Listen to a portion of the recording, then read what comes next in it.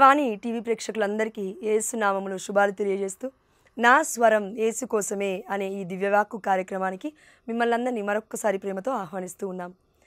గత వారం మనం చూస్తున్నాము బాలుడు కాదమ్మా భగవంతుడు అని. అయితే ఈ వారం మనం చూస్తూ ఉన్నాము యేసు ప్రభువారు దైవత్వం కలిగిన వారు, మానవత్వం కలిగిన వారు. సంపూర్ణముగా మానవుడు, సంపూర్ణముగా దేవుడై ఉన్నాడు మన యేసు ప్రభువారు. ఇది ఎవరైనా ప్రకటించారా చరిత్రలో అంటే ఎస్, అవునండి. మొదటి సింహరాయల పోపు గారు అంటే మొదటి పోప్ లియో గారు, 45వ పోపు గారు 4వ శతాబ్దంలో ఏమని ప్రకటించారంటే యేసు ప్రభువారు సంపూర్ణముగా మానవుడు అంటే దైవ స్వభావము కలిగిన వారు, అదేవిధంగా మానవ స్వభావము కలిగిన వారు అని మన మొదటి పోప్ లియో గారు ప్రకటించున్నారు 4వ శతాబ్దంలో. డివైన్ నేచర్, హ్యూమన్ నేచర్ అని అంటాం ఇంగ్లీష్లో. మరి యేసు ప్రభువారు మొదటి భాగంలో మనం చూస్తున్నాము దేవుడై ఉన్నాడు పసిబలుడని చూస్తున్నాం. ఇప్పుడు మనం ఏం చూస్తున్నామంటే దేవుడు మానవుడు రెండు ఎలా చూడొచ్చో మనం ఈ యొక్క వాక్య ధ్యానాంశంలో చూద్దాం. కాబట్టి ఈరోజు ఈ యొక్క వాక్య ధ్యానాంశం యొక్క లైన్ వచ్చేసి దైవత్వం, మానవత్వం. దైవ స్వభావం, మానవ స్వభావము యేసు ప్రభుల వారిలో పరిపూర్ణముగా, సంపూర్ణముగా నెరవేరాయి. దీనికి ఆధారాలు ఫిలిప్పీలకు రాసిన లేఖ 2వ అధ్యాయము 6వ వచనము మనం లాస్ట్ వీడియోలో ధ్యానించుకున్నాం, అవునా? ఎస్, మళ్ళీ ఒకసారి చదువుదాం. ఆయన ఎల్లప్పుడూ దైవ స్వభావమును కలిగి ఉన్నను. మొట్టమొదటిది చూసామా, దైవ స్వభావము కలిగి ఉన్నాడు యేసు ప్రభువారు.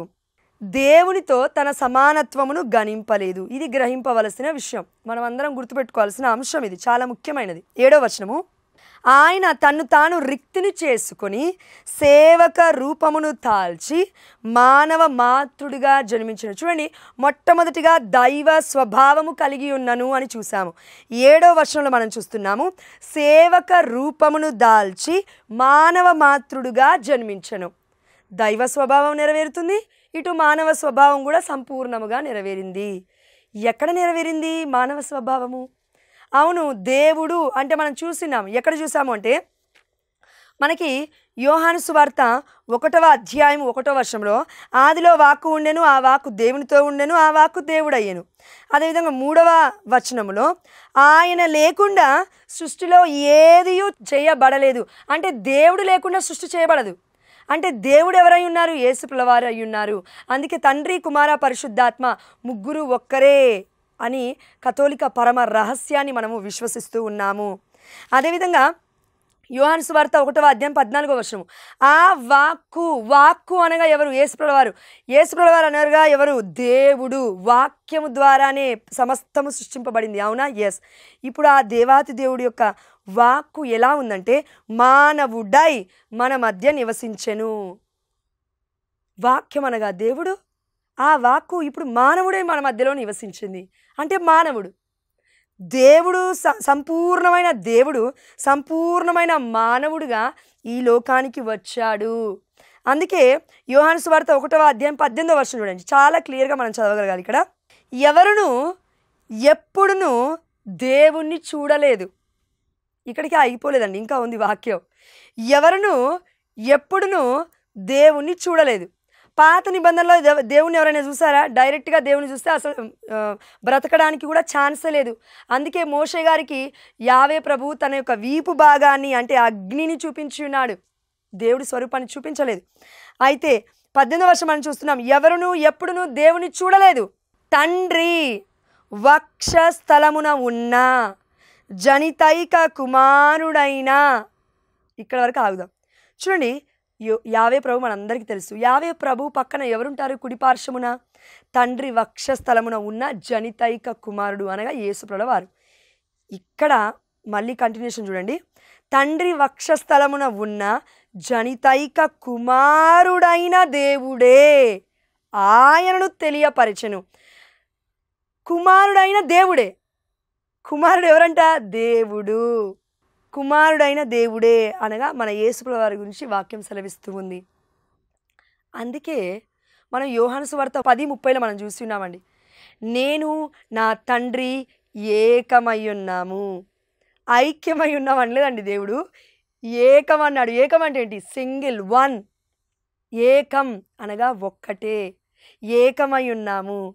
మరి ఆత్మ గురించి అంటే ఎలా అండి? మరి తండ్రి గురించి చెప్పారు, యేసుప్రభుల వారి గురించి మాట్లాడుతున్నారు. మరి పరిశుద్ధాత్మ దేవుడు ఎలా వెళ్తాడు? మరి ఎలా చెప్పాలి అని అంటే ఒకటే అండి. ఒకటి ఆలోచించండి. మత్తయి సువార్త 16వ అధ్యాయం మనం చూస్తున్నాము. పేతురు ముందుకొచ్చి అంటూ ఉన్నాడు, అయ్యా నీవు క్రీస్తు ప్రభువు, దేవుడి యొక్క కుమారుడు అనగానే యేసుప్రభుల వారు అంటున్న మాట, యోనా పుత్రుడవగు సీమోను, నీకు విషయాన్ని తెలియజేసింది పరలోకమందున నా తండ్రియే కానీ రక్త మాంసములు కాదు. రక్త మాంసములు కాదు అని దేవుడు అంటూ ఉన్నాడంటే ఆత్మయున్నాడు యావే ప్రభువు. అందుకే ఆ ప్రభువుకి రూపాన్ని ఇచ్చిన సందర్భం మనం ఎక్కడ చూస్తున్నాము అని అంటే కనుక లూకాసు వార్త 1వ అధ్యాయము 35వ వచనం నుంచి చూడండి. ఇక్కడ స్వయాన దేవదూత వచ్చి చెప్తుంది. దేవదూత ఎవరు పంపించారండి? దేవుడు. నువ్వు నేను పంపిస్తామా? లేదుగా, దేవుడు పంపించాలి ఈ లోకానికి. అవునా? పరలోక రాజ్యం నుండి ఈ లోకానికి దేవదూత వచ్చింది. గబ్రియేలు దేవదూత వచ్చి ఏమని చెప్తుంది? అనుగ్రహ పరిపూర్ణురాలా, నీకు శుభము, ఏలిన వారు నీతో ఉన్నారు. దేవుడు నీతో ఉన్నాడమ్మా. అయితే ఏంటి, ఎలా ఉంటాడు దేవుడు నాతో అని ఆలోచిస్తుంది మరియ తల్లి కలత చెందుతూ ఉన్న సమయంలో. ఇది ఎట్లు జరుగును, నేను పురుషుని ఎరగను కదా అన్నప్పుడు చూడండి ఈ వాక్య ధ్యానాంశం 35వ వచనము. అందుకు ఆ దూత ఇట్లనెను. ఆ దూత ఆనాడు మరియ తల్లికి చెప్పడం కాదండి, ప్రపంచానికి మొత్తము మానవాళంతటికీ ప్రకటిస్తూ ఉంది, రక్షకుడు పుట్టబోతున్నాడు. ఆ రక్షకుడు ఎవరి గర్భాన పుట్టబోతున్నాడంటే, ఎంత అద్భుతమైన రీతిలో పుట్టబోతున్నాడంటే ఇప్పటి వరకు ప్రపంచంలో ఏ కన్య కూడా ఇలా గర్భము ధరించలేదు. అయితే ఇలా గర్భము ధరిస్తుంది. ఆ స్త్రీ ఎవరో తెలుసా? కన్య మరియా, యోసేపు భార్య అని ఇక్కడ ఉంది. అలా 35వ వచనంలోకి మనం వచ్చి చూస్తే, పవిత్రాత్మ నీపై వేంచేయును, సర్వోన్నతుని శక్తి నిన్ను ఆవరించును. అందుచేత ఆ పవిత్ర శిశువు దేవుని కుమారుడు అని పిలువబడును. పుట్టక ముందే పసిబాలుని గాబ్రియేలు దూత ఏమని సంబోధిస్తుందంటే, పవిత్ర శిశువు. దేవుణ్ణి తప్ప ఎవరిని కూడా మనం పుట్టక ముందు పవిత్రుడు అని సంబోధించలేదు. పాత నిబంధనలో మీరు చూడండి, యెషయా గ్రంథం 6వ అధ్యాయం, పవిత్రుడు పవిత్రుడు పవిత్రుడు త్రికాల స్థితుడికి మహిమ కలుగునుగా కానీ దేవదూతలు ఆరాధిస్తున్నారు. ఆ దర్శనాన్ని పరలోక రాజ్యంలో చూస్తూ ఉన్నాడు మన యెషయా గారు. అదేవిధంగా దర్శన గ్రంథంలో కూడా చూడండి, పరలోక రాజ్యంలో దేవదూతలు దేవుని స్తుతిస్తూ ఉన్నారు. ఏమని అంటే, పవిత్రుడు పవిత్రుడు పవిత్రుడు త్రికాల స్థితుడు, మహిమ కలుగునుగాక, సదా ఆరాధన కలుగునుగాక, హల్లెలూయా, రక్షణ దేవునికే అని స్తుతులు పాడుతున్నారు. అంటే ఏంటండి ఇదంతా కూడా? అందుకే దేవుడు మనకు చెప్తున్నాడు, పవిత్రాత్మ నీపై వేంచుని. పుట్టింది పసిబాలుడు, పసికందు, శిశువు ఎవరో కాదండి, పవిత్ర శిశువు, దేవుని కుమారుడు అని పిలువబడును. అయితే ఇప్పుడు ఆ దేవుడే మనకు చెప్తూ ఉన్నాడు, పుట్టింది ఎవరో కాదమ్మా, ముల్లోకాలకి అధిపతి. అందుకే తోమాతో దేవుడు అంటూ ఉన్నాడు, నా ప్రభు, నా దేవా అని. తోమా ఎందుకు పిలిచాడు దేవుణ్ణి అంటే, పక్కన వేలు పెట్టగానే ఏదో అద్భుతాన్ని చూశాడు తోమా. అదేంటి? మనుష్య రూపుడు కాదు, మానవ రూపుడు కాదు, దేవుడే అనే సత్యాన్ని గ్రహించాడు తోమా. అందుకే తోమా మనలాగా ఖాళీగా కూర్చోలేదండి. తోమా ఈ యొక్క ఇండియాకు వచ్చి ప్రకటించాడు. ఎవరి గురించి? యేసు ప్రభువారు దేవుడు అని ప్రకటించారు. మరి ఈ రోజున నువ్వు నేను కూడా క్రిస్టమస్, ఈ యొక్క క్రీస్తు ఆరాధన, ఈ యొక్క పరిశుద్ధమైన బాలేసు పుట్టుక మహోత్సవాన్ని మనం ప్రకటిస్తున్నామా? లేదంటే మన ఇంటి మట్టుకే మనం బట్టలు కొనుక్కొని, డ్రెస్సులు కొనుక్కొని, తిన్నుకుంటూ తాగుకుంటూ తందనాలు అనుకుంటూ ఇదే జీవితం అనుకుంటున్నామా? లేదంటే పక్క వాళ్ళకు కూడా ఒక పట్టెడు అన్నం పెట్టాలనే ఆలోచన మనకుందా? ఇది క్రీస్తుని ఆరాధించడం అంటే, ఇది క్రీస్తు ప్రేమను మనం ప్రకటించడం అంటే. ఎందుకంటే మానవుడైన యేసు ప్రభువారు ఈ లోకంలో ఏం చేశారు? గుడ్డి వాళ్ళకి కంటి చూపునిచ్చారు, కుంటి వాళ్ళని నడిచేలాగా చేశారు, చెవిటి వాళ్ళకి ఇదిగో వినికిడి శక్తిని ఇచ్చి ఉన్నారు. మనుష్యుడై ఉన్నప్పుడే ఇది జరిగింది, చనిపోయిన తర్వాత మాత్రమే కాదండి. కాబట్టి మనం అందరం గుర్తుపెట్టుకోవాలి, ఆ దేవాదేవుడు చెప్తున్నాడు, I have a divine nature and human nature. నాకు మానవ స్వభావం ఉంది, దైవ స్వభావం ఉంది. అది ఎలా అంటే, సంపూర్ణముగా నేను మానవుణ్ణి, సంపూర్ణముగా నేను దేవుణ్ణి. మరి ఈ వాక్యాలు ఎక్కడైనా ఇంకా ఉన్నాయా అంటే అవునండి. మనం యెషయా గ్రంథము 44వ అధ్యాయము 6వ వచనం చూడండి. ఇక్కడ టైటిల్ ఏమనుంటుందంటే, ఏకైక దేవుడు, ఓన్లీ వన్ గాడ్ అని అర్థం. ఏకైక దేవుడు, నేను నా తండ్రి ఏకమై ఉన్నాము అని యేసు ప్రభువు అన్నారా? ఎస్. అదే దీనికి ఒకసారి చూడండి, ఏకైక దేవుడు అని ఉంది ఇక్కడ 6వ వచనం. ఇజ్రాయేలు రాజు, వారి విమోచకుడు, సర్వశక్తిమంతుడైన ప్రభువు ఇట్లా అనుచున్నాడు.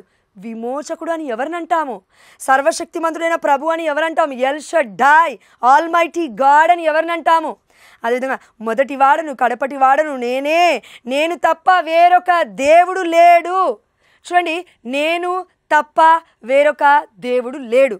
నాకున్న పేరేంటంటే నేను మొదటి వాడను కడపటి వాడను, ఆల్ఫా ఒమేగా, ఆది అంతమునై ఉన్నాను, నా పేరు విమోచకుణ్ణి అనుంది. ఇవన్నీ కూడా పాత నిబంధనలో ఉన్నాయి. యెషయా గ్రంథము 44వ అధ్యాయంలో. విమోచకుడు అంటే ఎవరండి? యేసయ్య రక్తము ద్వారా ఈ ప్రపంచం మొత్తం ప్రతి మానవుడికి కూడా విమోచన కలిగింది, విడుదల కలిగింది, స్వస్థత కలిగింది. ఇదే యెషయా గ్రంథం 53:5లో మనం చూసినాం. యేసయ్య దెబ్బల ద్వారా, తన గాయముల ద్వారా మనకి స్వస్థత, విడుదల జరిగిందని.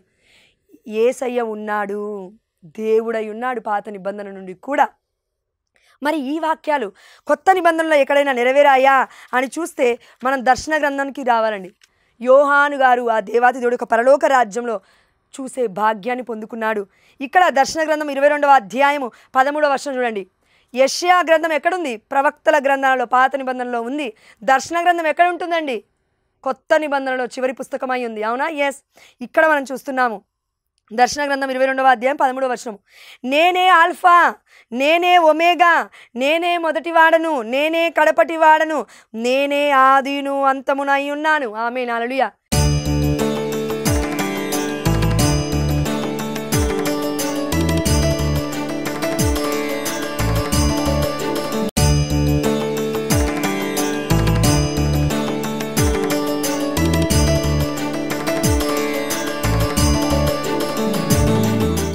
యెషయా గ్రంథం 44:6-7 వచనాలు ఏమని చెప్తూ ఉన్నాయి? నేను తప్ప వేరొక దేవుడు లేడు, నేనే. ఇక్కడ కూడా నేనే ఆల్ఫా, నేనే ఒమేగా. అక్కడ యావే ప్రభు మాట్లాడుతున్నాడు అనుకుందాం, ఇక్కడ యేసు ప్రభు వారు మాట్లాడుతున్నారు. నేను తప్ప వేరొక దేవుడు లేడు అని అంటే ఒక్క దేవుడే మాట్లాడుతున్నాడు మనతో. ముగ్గురు దేవుళ్ళు ఉండరు. ముగ్గురు దేవుళ్ళు ఉన్నారనుకోండి, మనకి రక్షణ ఎవరి ద్వారా వచ్చిందో అర్థం కాదు. అందుకే ఇది పరమరహస్యం. ఒకటి ఆలోచించండి, మనము ఎదుటిన్న వ్యక్తినే మనం అర్థం చేసుకోలేమండి. వారిలో ఉన్న స్వభావం మనకు ఒకసారి అర్థం కాదు. అరే 5 నిమిషాల్లో మారిపోతాడేంటి ఈ వ్యక్తి? ఒకసారి మంచిగా మాట్లాడతాడు, ఇంకొకసారి ఏదోలాగా మాట్లాడతాడు. అంటే హోలీ స్పిరిట్ ఉంటే, పరిశుద్ధాత్మ దేవుడు ఉంటే పరిశుద్ధమైన మాటలు మాట్లాడతారు. ఈవిల్ స్పిరిట్, అపవాది ఉంటే ఎలా మాట్లాడతారు? సాతాను సంతానం అయితే పిచ్చి పిచ్చిగా మాట్లాడతారు, పిచ్చి పట్టినట్టుగా. అందుకే ఆ దేవాదేవుడు మనకు అర్థం కావడానికి ఈ హోలీ స్పిరిట్, ఈవిల్ స్పిరిట్ని కూడా మనకు చూపిస్తూ ఉన్నాడు. ఆహా, ఒక్క వ్యక్తిలో ఇన్ని స్వభావాలు ఉంటాయా? అయితే దేవులో 2 స్వభావాలు ఉన్నాయి. అదేంటంటే 1 మానవ స్వభావం, 2 దైవ స్వభావం. వేరే స్వభావం లేదమ్మా. మనకి మాత్రం దైవ స్వభావం ఉందో లేదో మనకు తెలియదు, కానీ సాతాను స్వభావం ఉంటుంది, మానవ స్వభావం ఉంటుంది, ఇష్టం వచ్చినట్లుగా మాట్లాడే స్వభావం ఉంటుంది. మనకి ఈవెన్ యానిమల్స్కున్న స్వభావం కూడా ఉందండి.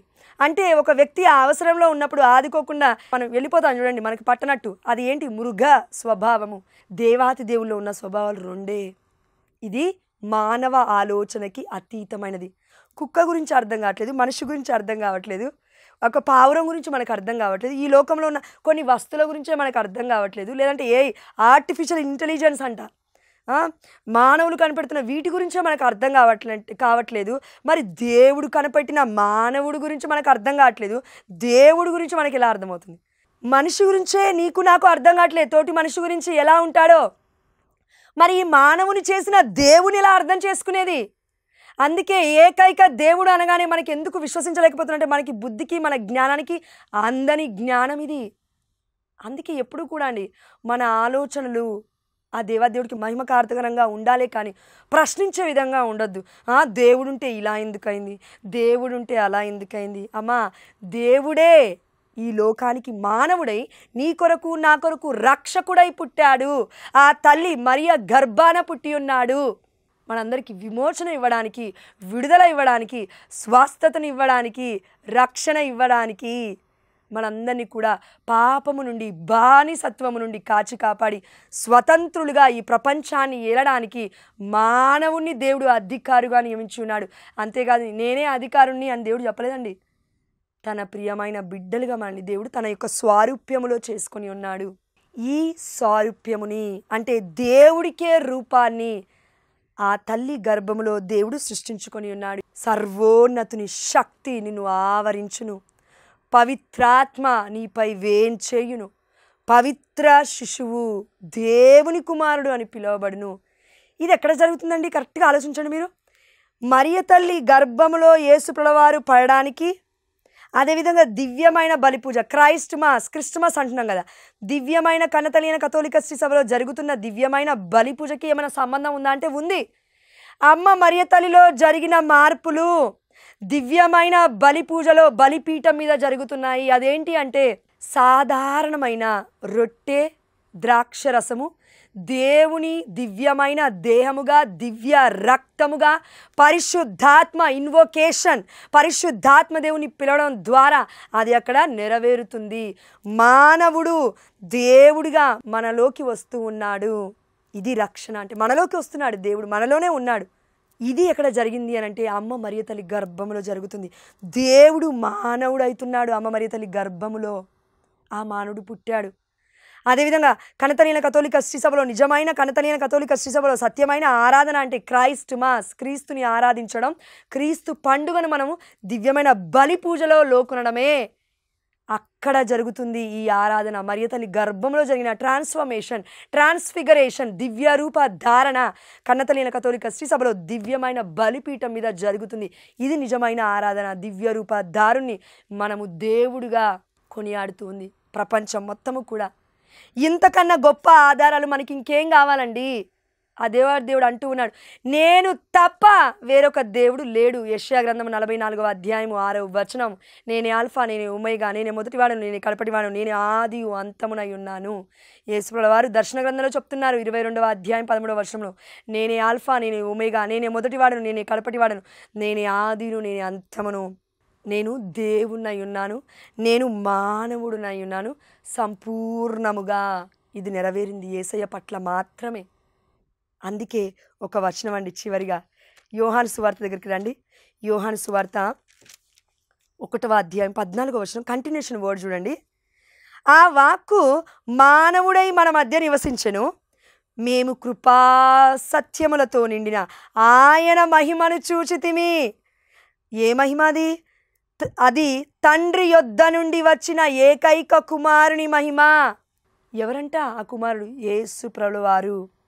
అందుకే 13వ వచనం చూడండి, ఈ దైవ పుత్రత్వము వారికి దేవుని వలన కలిగినదే కానీ, రక్తము వలన కానీ, శరీరేచ్ఛ వలన కానీ, మానవ సంకల్పము వలన కానీ కలిగినది కాదు. మనందరం కూడా యావే ప్రభుకి బిడ్డలం అయిపోయాము, ఇప్పుడు పుత్రులం అయిపోయాము. కీర్తన గ్రంథం 2:7 పలుకుతుంది, నేడు నేను నిన్ను కనియుంటిని, నీవు నా కుమార్తెవు, నీవు నా కుమారుడవు అని దేవుడు ఎందుకన్నాడండి? అక్కడ యేసుప్రభువుని సంబోధించి అంటూ ఉన్నారు. ఇప్పుడు మనలందరినీ ఆ యొక్క దేవుడి యొక్క దివ్యమైన ఈ యొక్క మన యేసుప్రభుల వారి యొక్క దివ్యమైన రక్త ప్రోక్షణ ద్వారా, దివ్యమైన బలి యాగము ద్వారా, క్రీస్తు బలి ద్వారా మనందరికీ కూడా దేవాతి దేవుడు తనలో పుత్రత్వము, పుత్రికలుగా జీవించడానికి మనల్ని ఐక్యపరుచుకుంటూ ఉన్నాడు తనలో. అందుకే మనం యోహాను సువార్తలో అనుకుంటాను 6వ అధ్యాయం దగ్గర ఇక్కడ మనం చూసినాం, 14-15 అధ్యాయాల్లో మనం చూసినాం, తండ్రి నేను నీలో ఏకమై ఉన్నట్లే వారిని మనలో ఏకం చేయయ్యా, నీవు ఈ లోకానికి నన్ను పంపినట్లే నేను వారిని పంపుతున్నాను, వారికి పరిశుద్ధాత్మను అనుగ్రహించయ్యా. చూడండి ఈ ప్రార్థనలు, అయ్యా వారిని నావలే చూసుకో అయ్యా. మనం అందరం దేవుడి యొక్క పుత్రులం అండి.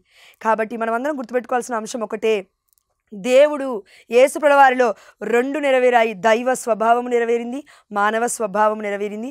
అదేవిధంగా సంపూర్ణముగా మానవుడై ఉన్నాడు, సంపూర్ణముగా దేవుడై ఉన్నాడు అనే విషయాన్ని కూడా మనం చూసినాం. చివరిగా ఫిలిప్పీలకు రాసిన లేఖ 2వ అధ్యాయము 9-11 వర్షాలు చూడండి. అందువలననే దేవుడు ఆయనను, ఎందుకు అందువలనే అంటే యేసుప్రభువు వారు మరణించారు మన కోసం, అవునా, రక్తాన్ని చిందించున్నారు. అందువలననే దేవుడు ఆయనను అత్యున్నత స్థానమునకు లేవనెత్తి అన్ని నామముల కంటే ఘనమగు నామమును ఆయనకు ప్రసాదించును. ఏ నామము? యేసు నామము. పరలోక భూలోక పాతాళ లోకములందరి సమస్త జీవులను అంటే ఆత్మలను క్రీస్తు నామమునకు మోకాలు వంచి వినతులు కావలను. పితయగు దేవుని మహిమార్థమై, అంటే తండ్రి యెహోవా మహిమార్థమై యేసుక్రీస్తు ప్రభువు జీసస్ క్రైస్ట్ ఈజ్ లార్డ్ అని ప్రతి నాలుక ప్రకటించవలను. నీకు నాకు నాలుక ఉంది, దాన్ని ఉపయోగించట్లేమేమో. ఎంతోమంది బిడ్డలకు నోరు లేదండి ఉపయోగించడానికి. నీకు నాకు దేవుడు నాలుక ఇచ్చింది, బూతులు మాట్లాడమని, అసహ్యకరమైన మాటలు మాట్లాడమని కాదు, మంచి మాటలు మాట్లాడమని. అదేంటి?